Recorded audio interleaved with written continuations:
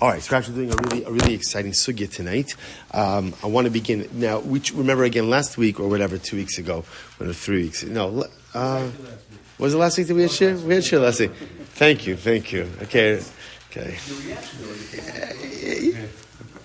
You know what? Once you start wearing a button-down shirt, then we could go ahead and have these kind of conversations. You did the other night for the shir gave. Baruch Hashem. All right, so last week we started talking about the Malacha of Haavara, of kindling. So really what we have to do next is spend a little bit of time on the Malacha of Mechaber, which means extinguishing. But what I want to do tonight is actually begin the sugya, kind of focusing a little bit more on the topic of kindling. This leads to a very important and very interesting contemporary issue, which is the use of electricity on Shabbos. So let's take a look. So this is page 13. So remember again, we're learning from Rav Melamed Sefer Penine Halacha, which is really just a great set of Svarim on Halacha in general. So he writes over here. He says, so you can see where it says Aleph, Peri, it's Peri Kidzayin, and then it says Aleph, Isra Hadlakas Nuros Umechonos Chashmalios Miatorah. So the prohibition of using electricity. Right, electric lights, electric machinery. So let's go. He says, Asr me'atorah lahadlik nora chashmalis o guf chimum chashmali. So first we're going to see what Rav Melamed begins with like a declarative statement, and then we're kind of going to pick it apart a little bit afterwards to see if it's accurate or not. So the statement he makes is, it is an isr da'oraisa to go ahead and lahadlik nora chashmalis, to use electricity, right, or to go ahead and use anything of electrical nature. Why? Because when you use the electricity, chut halat boer, you're essentially creating a fire. You're creating some type of fire, and therefore halacha lamaisa again it's going to be asr, and he holds midaraisa. Or be'esh shemadlikin es kufa chimum hu mislay to boer. V'haris you have arasha asra Torah. So the first statement he makes is the use of electricity is effectively like kindling a fire. And therefore, halacha l'maisa, it's going to mean isidaraisa. Biaf sheba avar lo hayerigilim nishtamish ba'avaras barzel l'shem arochimum mikol makol matzinu shekasher haisa to'eles ba'av aras habarzel ha'isel avir min haTorah. So essentially, again, electricity involves, again, he's talking about heating up of different elements, but we're going to skip a little bit. Skip to the next paragraph. He says, Asr me'atorah. Last paragraph on page 13. Asr Torah, levatzea melachos asuros aidei mechonos chashmalios. Similarly, again, you are not allowed to do any melachos. Anything that is prohibited melacha cannot be done through an electric machine as well, or an apparatus which uses electricity. Why? Shahamafil metchina chashmalis, right? Metachna chashmalis over beisar techina. Now, here's what's interesting: is here he's just pointing out something a little bit different, which is, when you use an electrical item, even though you yourself may not be doing the activity, the halacha treats it as if you're doing the activity. For example, he says, if you were to use a blender on Shabbos, right, and you were to blend food, so ultimately, again, this would create an issue, ultimately, again, of techina, of grinding. So in other words, even though I could say, well, I'm not doing the malacha, ultimately, again, it's the blender that's doing the malacha, but again, I'm chayyeh for that. He says, v'chei mechala malachos. An extension of biyad. I'm sorry? Why is that not an extension of So it is. That's his point. It is. In other words, there's a double malacha. There's going to be the use of electricity, which is prohibited, and that's the whole point. The blender is an extension of my hand. So the same way, in other words, for example, on Shabbos, we didn't get to this yet, but we'll talk about, we didn't do techina. That halacha is you're not allowed to grind something on Shabbos. Right? So even, let's say, like Shur Shabbos Kelchasa brings down making Israeli salad. A person has to be careful. Not so pashut you can make Israeli salad on Shabbos. The pieces can't be too small. So it's interesting. Shlomo Zalman says, because if it's too small, that's considered to be a halacha of grinding. So Shlomo Zalman says, what's the definition of too small? Right? So he says, if it's small enough that you could swallow it without chewing, that's the malacha of techina. So he brings down. So halacha l'maisa, that's exactly the point. When you use the blender, it is considered to be an extension of your hand. That's why you're going to be chayyeh both for Haavara, for kindling, using fire, so to speak, and also the malacha of techina. All right, if you turn the page. I'm sorry? No, because it's not causation, it's direct. Grama usually has to have some level of indirectness. Here it's direct. I'm pushing the button, the blender's starting. What's the grama? Right? It's very direct. Grama needs you need some type of indirect result. That the effort is not directly related to the result. But here, the effort is directly related to the result. Okay, that happens to be just a side point. But let's stay focused on, he comes out, let's stay focused on electricity for a second. Because remember, again, he began the section by saying the use of electricity is an Isser D'Oraisa. Okay, now turn to page 14 and look at paragraph base. He says as follows. He says, listen to this.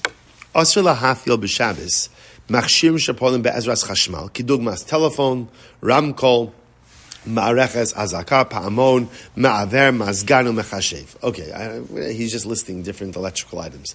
So you're not allowed to use these items, right? A phone, a microphone, a bell, a fan, an air conditioner, a computer, right? You can't use these things on Shabbos because they use electricity. So he says, listen to this. V'gam ka'asherin b'machshirim halalu chut lahat v'em ina mevatzim melacha milam tes melachos. Now, here's what's interesting. You see, in general, the assumption is that when you're doing something electrical, there's some type of coil that's being heated up, right? And the heating up of metal, by definition, could be called kindling. Well, again, what happens if the electrical item that you're using doesn't require the heating up of a piece of metal? Nevertheless, he brings down that Allah l'maisa it's still aser. Aser la'afilam b'Shabbos ela shenechleku ha'achronim ha'im iser hafalasa me'atorah o midivrei chachamim. See, here's something very interesting over here, right? So now, everyone is going to. So let's take a step back. If the use of electricity was mamish like the heating up of a metal item till it became hot, till it became red, then everyone would agree that really represents the Melacha D'Oraisa of Haavara. But the reality is now, a lot of times when you use electricity in different items, there's not necessarily a coil or a piece of metal that's being heated up. There's a whole bunch of other processes that are unfolding over here. So, Rav Melamed says, even though there may not be a heated up piece of metal, the use of electricity is still asur on Shabbos. Now, what's interesting is he writes, "But Ella shenechleku ha'achronim ha'im ha'isr ha'falasa me'atorah o me'divrei chachamim." So everyone is going to agree that it is asur to use electricity. What's the machlokes? Why is it asur? Why is it asur? So everyone agrees that it's asur. Machlokes. So we'll say it's really interesting. So look what he writes. He says, "Yeshom." So let's go through this. So we'll say this is really incredibly important because remember, understanding, even if we accept the premise that everyone agrees electricity is asur, let's use that premise for just a second. But ultimately, again, why it's asur is incredibly important because under extenuating circumstances, you may need to be lenient at certain times. So knowing what the nature of the isur is allows us to be lenient under certain circumstances. So look what he writes over here. He says, Yesh omrim, shekal haf'alas machshir chashmali, asura mehatorah mishum meleches mavir. Shachashmal kamohu keish.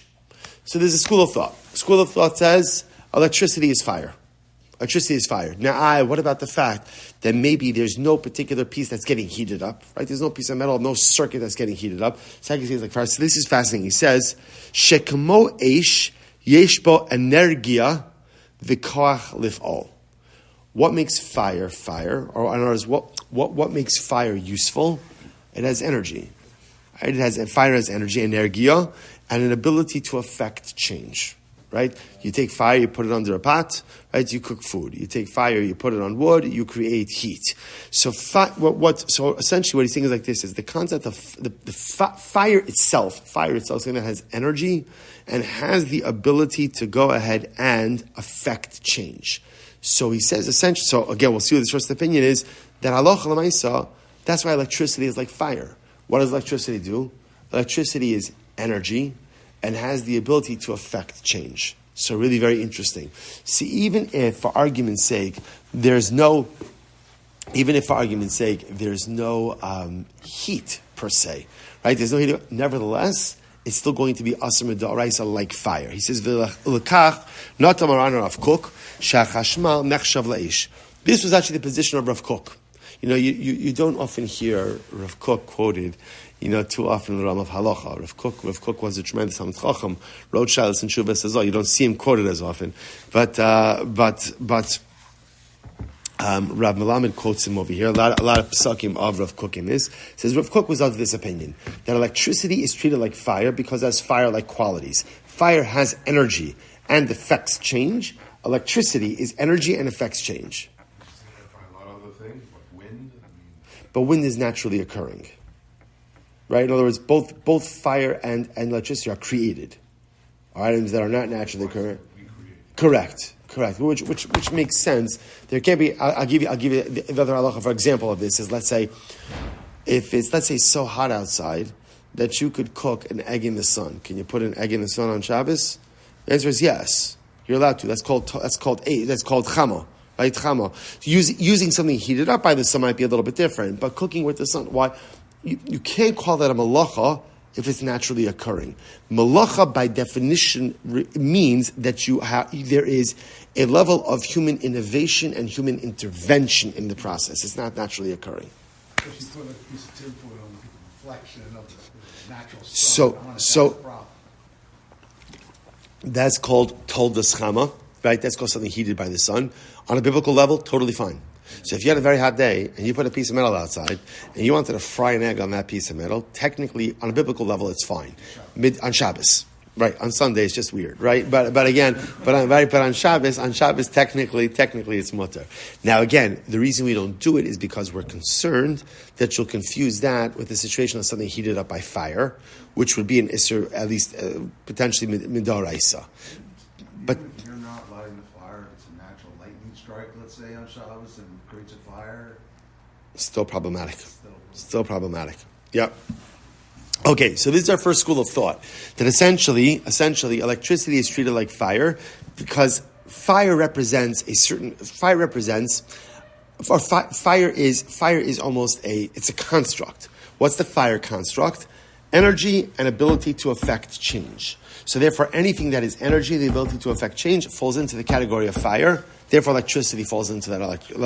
Electricity falls into that category. So this is what he said. Rav Kook said this. Shach hashmal nechshav laish ki ein ha'ikar ba'esh shetir niras keish. This was Rav Kook's chiddush.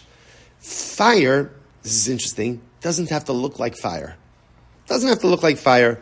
Ela ha'ikar sheba koach pu'ula laha'ir o lechameim o lahafil dvarim shonim. So again, Rav Kook was really highlighting something very interesting. He says, fire really represents.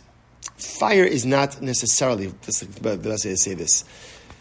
Fire is not a one-dimensional concept of fire. Fire represents a construct, and the construct of fire is anything ultimately again that has the ability to either illuminate, to create heat, or to affect change. So if you have something that falls into one of those three, right, satisfies one of those three, then by definition, that's fire. So therefore, again, electricity has the ability to illuminate, electricity has the ability to warm, and electricity has the ability to affect change. So you put all of that together and what happens? Electricity has the status of fire. And therefore, again, the use of electricity on Shabbos is going to be in Isser Da'oraisa. V'chei matzinu shamru chachamim sheish sugim shonim shal eish yesh eish she'eno saraf esumachal kimo eish shebara b'snala enei Moshe Rabbeinu. This is incredible, by the way. This week's parasha. So Rav Kook says, I'll tell you the proof. How do we know that we have different categories of fire? There's fire, this is incredible. There's fire that has the ability to consume and destroy. And then there's the fire that has the ability to burn and not destroy. What's the example of fire that burns but doesn't destroy? This week's parasha, where Hashem meets Moshe Rabbeinu in the burning bush, in the sneh, right? V'asneh bo'er ba'esh hasneh enano kal. So this, right, the bush is on fire, but it's not being consumed. So of course, it's fascinating, right? So of course, what do you see from here? You see from here that there are different categories of fire. So therefore, by definition, electricity, although it's a different kind of fire, is still a fire. V'chein das. He says, v'chein das harav Uziel. Rav Uziel was the chief rabbi of Israel as well. I think he was alongside Rav Kook. I think this was again. Remember, this is before the founding of the state. So V'chein das Rav Uziel shaf alas machshirim asura me'ator mishum mavir. So Rav Uziel says same thing like Rav Kook, that ultimately use of electricity is going to be asur on Shabbos because of kindling. Now he also brings down v'gam mishum tikun kli. He also says it's also going to be asur. Why? Because it is like you are fixing a utensil. You're fixing a utensil. Tikun kli. Now what does that mean? Sha'al yideh ha'fa'alas ha'chashmal ha'machshir ha'chashmali na'aseh ra'oi lepu'ula. So Rav Uziel adds in something over here also. So both say there's a concept in halacha called tikkun maneh. Tikkun maneh means essentially fixing something or perfecting something. It's interesting as we go into as we delve a little bit more into Hilchos Shabbos, we'll see. What's always interesting about Hilchos Shabbos is there are certain things that sound very similar, but yet they're different. So, for example, you have makeh b'patish and tikkun maneh. So, what is makeh b'patish? The final hammer blow, right? Completion, completing piece. Then you have tikkun maneh, which is like fixing an item. So they sound similar, but we'll see there are distinctions in halacha. So Rav Uziel, in principle, agrees with Rav Kook that the use of electricity on Shabbos is going to be aser. Why? Because halacha l'maisa, it's like eish. Because eish is not just an item, but eish is an entity. It's a construct, and the construct of eish is something that has energy, has the ability to create either light, warmth, or affect change. And so electricity does that, therefore it's fire. So that's Rav Kook. Rav Uziel agrees on that. And he says, furthermore, the use of electricity is also an issue of tikkun maneh, fixing something. Why? Because listen to this. You have an item, you have a computer, right? So when it's off, what's the status of that computer? Unusable. Suddenly, leaving it on the muktzah, right? But what is, it's not usable. Suddenly what happens? You hit the power button, use electricity, and what happens? Ta-da, right? Panu chadosh ba'alakan, change, it's usable. You've fixed, so to speak. You've completed the utensil. So therefore, Rav Uziel adds in that not only is the use of electricity ultimately, again, Haavara, not only kindling, but it's also tikkun maneh. It's also fixing of a utensil. So it's like opening and closing the door to trap an animal. Is that tikkun maneh because the door was open, it was closed? So you're not fixing the computer. The computer was always the computer was working. No, it was. It didn't have the energy source. So what is a computer that doesn't have an energy source working? Why is it tikkun maneh? I get why it's not. Why you can't turn it out because of age. I'm saying the door is not a good right. I'll tell you why. A door is made to be used open and closed. In other words, both of those are functions of the door. I don't always want my door closed. I don't always want my door open. The computer, I don't want to nitpick on your example, but the computer is meant to be on and off. It's not always meant to be on. But I'm saying there's no usefulness. It's only meant to be off because you're not using it. In other words, It could be on. It could be. Right. There's no function of a computer that's turned off. So by definition, a computer that's turned off serves no function. Right? In other words, you hear the chilek, and that's why I'm happy you brought up the door, because like a door serves functions in whatever position it's in. A computer only functions when it's on, and when it's off. So therefore, again, he says the act of turning it on, by definition, is, what we'll call tikkun kli. So that gets into a more definitional issue of the chilek between tikkun maneh and makeh b'patish, which we'll leave for a different time. But correct, we'll see why that is. The simple answer to that is makeh b'patish is something you do once. In other words, you can't do makeh b'patish every single time you turn something. You turn something. No, because makeh b'patish is a function of something is almost completed, and this is the last thing to complete it. It's like a one-time per kli status. That's where tikkun maneh comes in. So in other words, that's what I'm saying. Tikkun maneh and makeh b'patish are very similar. But whereas makeh b'patish can only occur once, tikkun maneh could occur every single time you make a kli usable. That's the simple distinction. Off subject. Historically, was electricity always usher, or was it like at first when lights started working, people didn't know what it was? I'm sure the workers didn't know what it was. Yeah. Did they use it, and then afterwards they... I don't know. That's a great like halachic historical question. I don't know. It's a good Shavuos night share. Yeah, I don't know. Maybe it'll get us through the first hour. It doesn't think it's going to keep people up at 3:00 in the morning. Right? But I don't know. I don't know. That's a very good question. Like a lot of these things in halacha, that kind of like halacha. Right. The question is this one of these things that halacha proactively dealt with or reactively dealt with? Like, were people just turning on lights on Shabbos and afterwards someone said, maybe this is a little bit strange? I don't know. I would imagine that, especially with the advent, let's say, of the light bulb or things like that, where you literally saw a filament that was radiating energy. I would imagine that for the halachic community that looked exactly like Haavara. But I don't know. I'm sure there must be something written, because it's such an interesting question. There must be something written about, the halacha, the history of this halacha. I don't know. All right, so Rav Oziel adds in the Tikkun Monopis. He says, V'dasa Chazonish, now he quotes over the Chazonish. What does the Chazonish say? Shaf alos machshirim, top of page 15, chashmaliyim, so the use of electric utensils, or electricity, right, kalim that use electricity. He said, listen to this, Asura mishum melechas bona. He holds that it's building. It's building. He says, what does that mean? Shebe'es shesogrim ma'agal chashmali notzar kli. The moment that you close or open, whatever the right term is, create an electrical circuit, an electrical connection, you're creating a brand new utensil. So every time you turn the computer on, it's bona.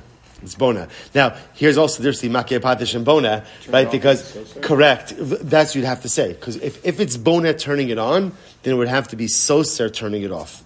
Yeah. Shaidia chashmal hazorim bo, because the electricity flowing through it, misorer chuta chashmal l'chaim, the electrical circuit comes to life, umafilas hamachshir chashmali, and ultimately again causes the electrical item to come alive. Nimtza shasoger ma'agal chashmali bona sakli. So when you complete the circuit, you're building the utensil. Here it is. V'hamenatek es hama'agal chashmali soser sakli. And when you shut it off, ultimately again you're demolishing the kli. So I'll say so again. Here's what's interesting: is everyone is agreeing that it's aser. Shaila is just why is it aser, right? So Rav Kook, Haavara, it's kindling, right? Because again, Rav Kook understands that fire is not an item, but rather fire is a construct. Rav Uziel, who is holding like Rav Kook, that yes, it's Haavara, but also adds in that it's tikkun mana, fixing an item, and the Chazanish, who holds that it's bona. Now, the common denominator is all of these opinions are all holding that the use of electricity is an Issa D'Oraisa. D'Oraisa. Well, Das Rabim, says very interesting, it's Das Rabim, but according to many, Haf alas machshirim chashmaliyim she'ein bohem chut lahat ve'ena mevatzim melechas melametes melachos asura medivrei chachamim mipnei shehu maisa shel chol. So we'll say this is very interesting. There is then another school of thought. What's this other school of thought? The other school of thought is that halacha l'maisa, the use of electricity, as long as the item does not have a what he calls like a coil that gets hot. Because remember again, if you have a coil that gets hot, then halacha l'maisa, that would be a Haavara. That would really be a Haavara. Then you would have a problem. So assuming, which I think today, like most electrical items, you don't have a coil that gets hot, right? No, I don't. At least not one. Yeah, I don't think so.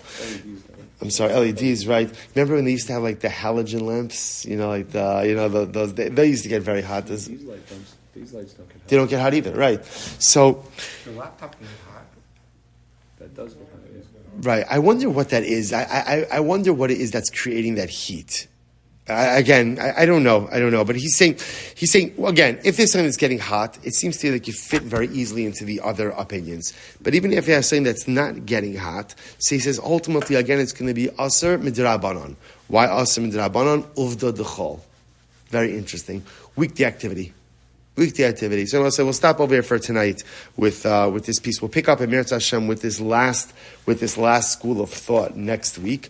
But this is really interesting. So essentially, what you see over here is a lot of opinions that are saying it's a D'Oraisa. This last one that says it's a D'Rabanan, which is interesting because we'll have to see also what is the category of Uvda D'chol. Like what exactly does that mean? What does it mean, weekday activity? What does that represent? So we'll continue with that tomorrow. We'll also see, we're gonna circle back to Rav Kook's position, because Rav Kook's position really has a number of fascinating kind of outgrowths of it. All right, we'll start for tonight. Shkoyach, everyone.